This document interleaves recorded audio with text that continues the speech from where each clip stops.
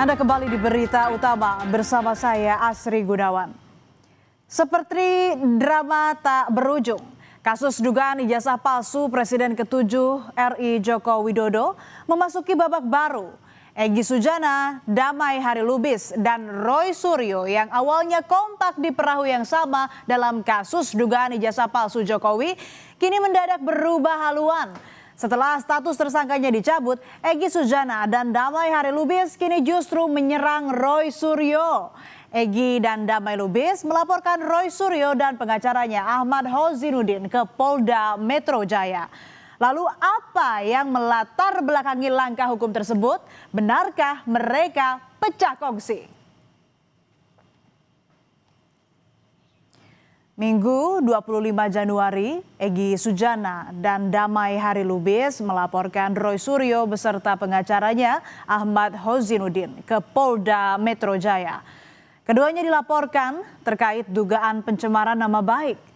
Damai bilang ia melaporkan Ahmad Hozinuddin karena Hozinuddin menuding pemanggilan ketiga tersangka klaster 1 kasus ijazah Jokowi, yakni Rizal Fadilah, Kurnia Triroyani, dan Rustam Effendi dipengaruhi oleh Damai Harilubis dan Egy Sujana.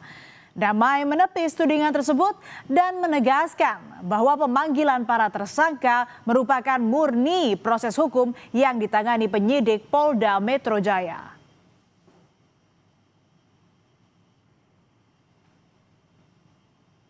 Bicara bahwa pemanggilan tanggal 22 kemarin Kamis itu akibat saya dengan Bang Egy, senior saya, ke Solo. Dia bilang itu gara-gara saya ke sana inilah makanya dipanggil 22 orang itu hasut itu namanya. Namanya seseorang atau subjek hukum itu sudah dilaporkan menjadi tersangka. Tentu kan ada jadwal-jadwal agenda pemanggilan. Ya kan? Kok bisa-bisa dia nuduh kami gitu loh. Sementara itu, Roy Suryo merespon santai laporan yang dilayangkan oleh mantan sekutunya Egy dan Damai. Di hadapan wartawan saat konferensi pers di Polda Metro Jaya, Roy hanya tertawa dan berkelakar sambil menunjukkan gambar yang ia bawa. Ia menjelaskan telah kehilangan dua sosok yang mestinya diproses hukum jika keduanya terbukti melanggar pidana. Roy menegaskan tidak pernah menyinggung individu tertentu dalam pernyataannya. Jadi kemarin saya dan Pak Bang Aka dilaporkan, jawaban saya cuma ini aja. Udah, gambar ini aja. Simak gambar ini baik-baik. Saya hanya mengatakan kita kehilangan 2 tuyul gitu. Jadi nanti kalau prosesnya dilanjutkan, berarti Polda Metro Jaya harus memproses 2 tuyul. Ya gitu. Itu aja udah. Jadi saya tanggapi dengan ketawa dan senyum saja. Cukup. Pengacara Roy Suryo, Ahmad Hozinuddin, juga merespons laporan polisi Egy dan Damai. Menurutnya, apa yang dia dan kliennya sampaikan secara terbuka kepada publik, baik itu soal SP3 Egy dan Damai di kasus dugaan ijazah palsu Jokowi, kemudian analogi pertemuan keduanya dengan Jokowi di Solo, hingga narasi pengkhianatan adalah fakta. Hozinuddin bilang semua pernyataan itu sebagai kritik, bukan fitnah, apalagi pencemaran nama baik. Jadi saya kira semuanya adalah fakta, dan kalau tidak fakta tentulah tidak ada pemecatan terhadap Kurnia Triroyani, juga tidak ada pemecatan terhadap Rizal Fadilah, Rustam Effendi, dan sejumlah aktivis TPUA oleh Egy Sujana yang sebelumnya mengkritik kedatangan Egy Sujana bersama Damai Harilubis ke Solo. Sebelumnya, 8 Januari lalu, Egy Sujana dan Damai Harilubis yang saat itu masih berstatus tersangka pencemaran nama baik di kasus dugaan ijazah palsu Jokowi, mendatangi kediaman pribadi Jokowi di Solo. Jokowi pun sempat buka suara soal pertemuan itu. Jokowi bilang kedatangan keduanya untuk bersilaturahmi. Usai pertemuan itu, Jokowi bahkan menuturkan tidak menutup kemungkinan ada perdamaian lewat restoratif justice.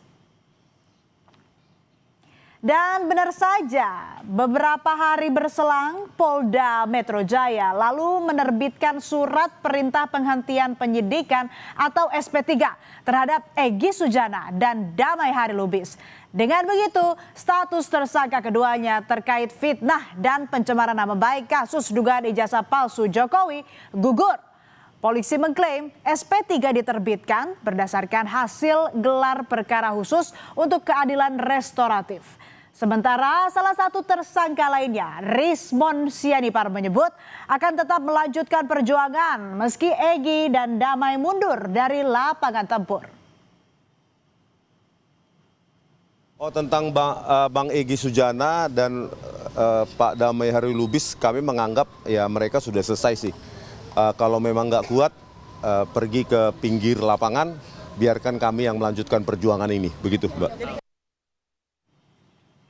Soal langkah Egy dan Damai yang menempuh jalur keadilan restoratif, sejumlah pihak menuding ada kesepakatan tersembunyi. Hingga akhirnya Egy dan Damai dihadiahi SP3. Bukan cuma itu, Egy dan Damai juga dicurigai menerima sejumlah uang sebagai kompensasi atas penghentian perkara. Tentu kuasa hukum Egy dan Damai menolak bentah-bentah tudingan itu. Elida Neti selaku kuasa hukum Egy dan Damai bilang mereka melakukan di situ berdamai. Tidak ada kata-kata maaf karena Bang Egy merasa dia tidak salah dan tidak ada deal-dealan. Tidak bawa surat apapun, tidak ada dokumen. 1.000 perak pun tidak ada kami dapat apa-apa.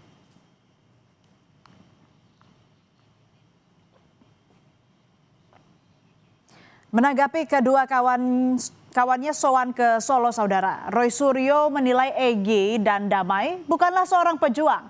Dengan tegas, Roy bilang tidak akan mengikuti jejak langkah keduanya yang diduga menemui Jokowi untuk meminta maaf dan memohon restoratif justice. Tim kuasa hukum, advokasi dan akademisi kita tertawa malah. Oh, cuman segitu tuh akhirnya kalian berdua itu. Gitu loh. Kita kan menertawakan aja mereka. Ini untuk menertawakan Bang Egy dan juga Bang Damai. Iya, kenapa? ternyata cuman sampai segitunya. Itu bukan pejuang namanya, tapi pecundang. Egy Sujana menjelaskan soal kedatangannya ke rumah Jokowi 8 Januari lalu bukanlah untuk meminta maaf, melainkan meminta Jokowi menjembatani agar statusnya sebagai tersangka dicabut dan perintah pencekalannya juga dibatalkan.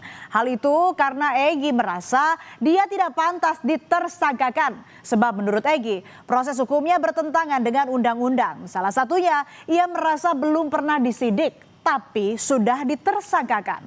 Egy lalu menyindir Roy Suryo yang mengkritik soal pertemuannya dengan Jokowi.